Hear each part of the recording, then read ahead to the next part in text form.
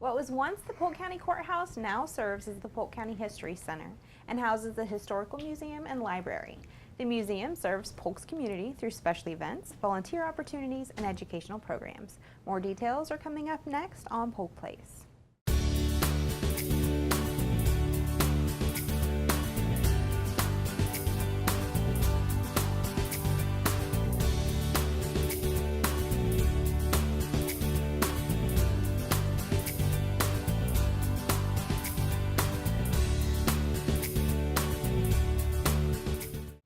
Welcome to Polk Place. I'm your host, Tina Mann, and joining me in the studio today is Murtis Young, the Historic Preservation Manager at the Polk County History Center.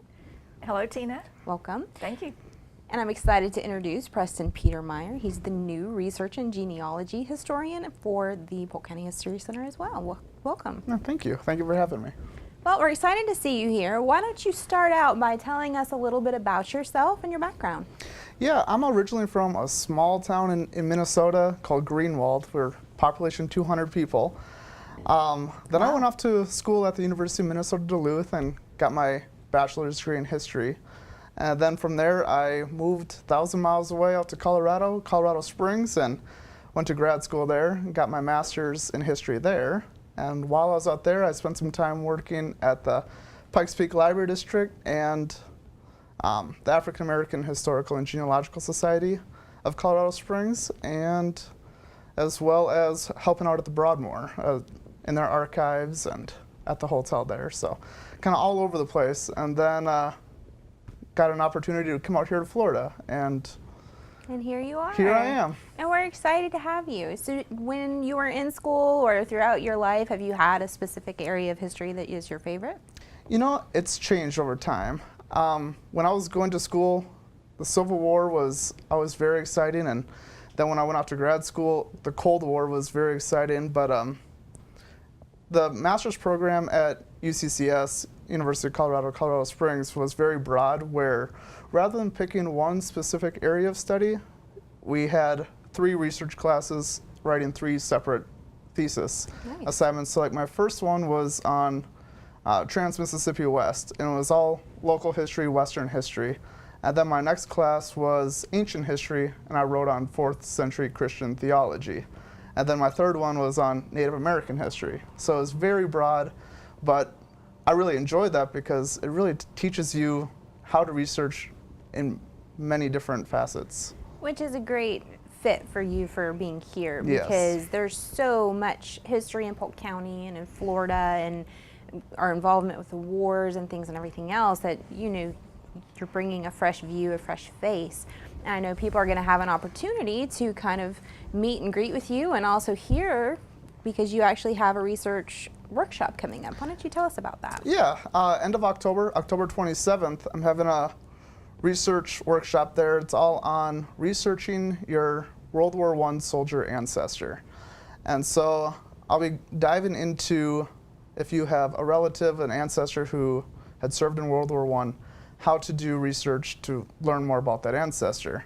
And right now, Ancestry is very popular with the DNA results and Ancestry.com. And so I'll be diving into that, as well as just different ways to learn about that ancestor, whether it is military unit, kind of different battles that they were part of, and kind of where they were stationed, their unit, service number. And so a lot of different ways where to look and how to do it to learn more about that ancestor. That sounds excellent. I know you've only been here for about a month so far. Yes. But do you have any fresh ideas for the History Center so far? If you've been to the History Center, there is a lot to see, a lot to do. And if you make your way over to the library aspect of it, we have a bunch of resources, and our microfilm area is, when you walk in, you can kind of smell a little bit of vinegar, as vinegar syndrome is kind of setting in some of our reels. And so one of our things I want to do, kind of plans, is to fix that with digitization and kind of move forward with that so we can better preserve our historic newspaper articles and things like that. As well as I've been working with Dr. Denham over at Florida Southern University setting up an internship opportunity over at the History Center in the library and kind of trying to get some interns to come in to get excited about public history, how to digitize, how to catalog, and how to really work in a research library. Excellent. Well, we're excited to have you here, and we're excited to see what you come up with. Thank you. And I know that coming up is a big time. It's the next election, and this year we actually have a special opportunity coming up at the History Center to learn and educate ourselves. So why don't you tell us about that? I am so pleased to let everybody know about a wonderful opportunity to learn how to, we have a program that's called Ballot Ready, and it is going to be October 4th at the History Center from 5 to 7. And the purpose of the program is to enlighten the voter public on the issues that they will see on the ballot and talk about, the Constitution Revision Commission, the outcome of that. And we might recall that in January, Judge Stargell spoke with us about the Constitution Revision Commission and the work that was going on throughout the state. Well, he will be a part of this particular panel talking about those revisions that have survived the review and will be on the ballot. And we think it's really important for the voters to have an opportunity to pull those apart, learn about them before you go to vote, because this is a big deal, a really big deal to amend the Constitution.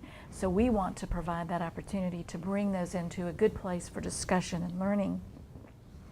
Also on the panel that evening will be the Polk County School District's Deputy Superintendent John Hill, and he'll be talking about the issues that will affect the school board. Alice Hunt, who served on the Polk County Charter Review Commission, will be a part of that revision. There are going to be some recommendations for charter review that will affect local government. Sharonda Knight from the Polk County Property Appraiser's Office will be there to talk about the homestead exemption and the impact of that.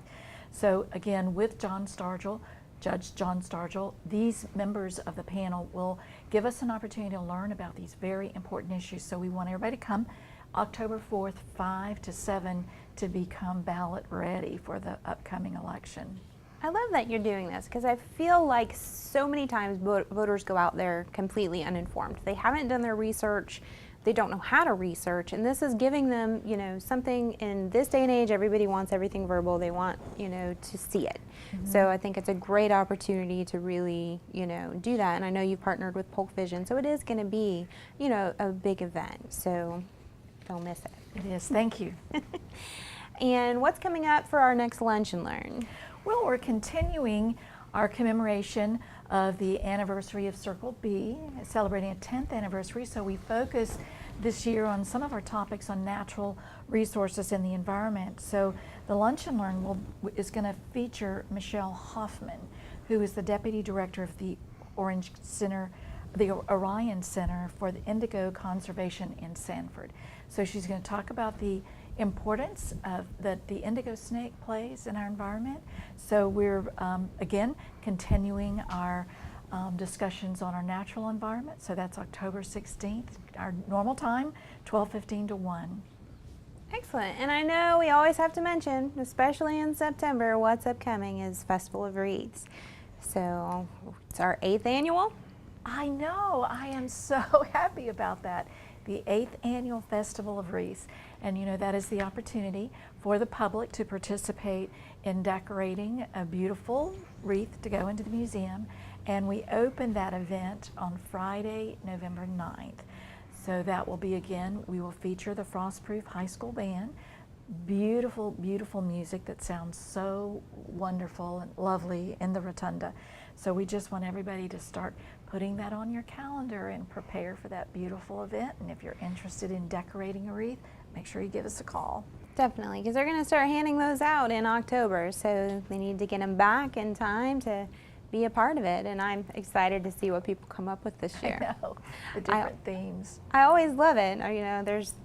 And every year I get outbid on the one I want every single time. This is your magical year. I hope so.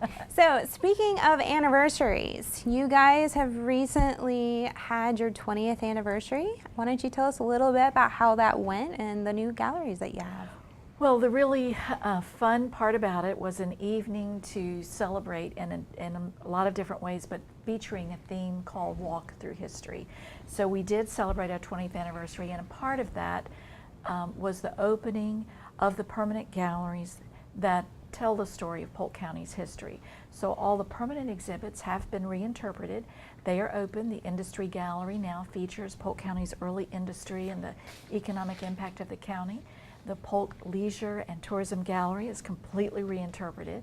Our gallery that tells the story of Polk County history is open, and our Pioneer Gallery, interpreting the history, the early pioneer history of Polk County.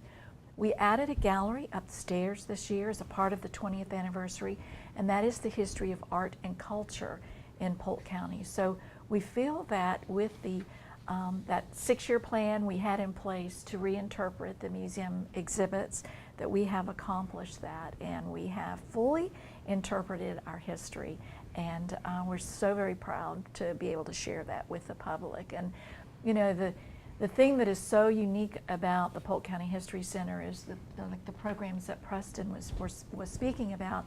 We have we are a research environment as well as a museum. And it is a great way to come and visually connect with our history and then go into a deeper research and appreciation of the history through the research resources that are available in the library. We're very Polk proud. I'm sure you are, and I have to congratulate you on your event. Everybody who has attended has said that it was amazing, and that you guys continue to step it up with every event that you have. And while we're here, we'll go ahead and mention the temporary Bach Tower exhibit. I know I had fun visiting it the other day and putting together a puzzle. By the way, I'm just going to say for everybody, you were very impressive putting that puzzle together. The Bach Tower exhibit is an exhibit that was created and curated by Bach Tower as a part of the Way We Worked exhibit that was sponsored by the Florida Humanities Council and the Smithsonian. So it is called The Making of an Icon, and it is the story about the design and the construction of Bach Tower. We are so fortunate. It is a traveling exhibit, so we are fortunate to have it in place at the History Center until the end of December.